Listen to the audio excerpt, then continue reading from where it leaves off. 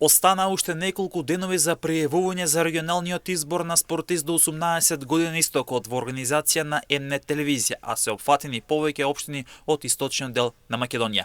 Може да се пријават сите спортисти до 18 години кои забележиле значајни резултати за 2024 година, а влегуваат спортистите кои се од или се надпреваруваат за клубови од Штип, Радовиш, општина Конче, Свети Николе, општина Карабинци, Кочани, Берово, Делчево, Виница, општина Зрновци, Пробишти, општина Чешиново, Блешево и Македонска Каменица.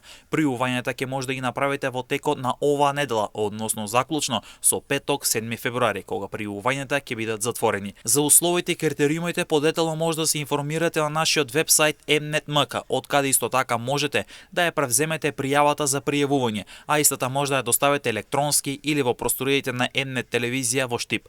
Најдобриот спортист кој ќе биде избран ќе добие парична награда од 30.000 денари. За второпласираниот спортист е предвидена парична награда од 12.000 денари, додека пак за третопласираниот спортист е предвидена парична награда во висина од 6.000 денари. Паричните награди за трите најдобри спортисти ги обезбеди рудникот Бучими Боров Дол.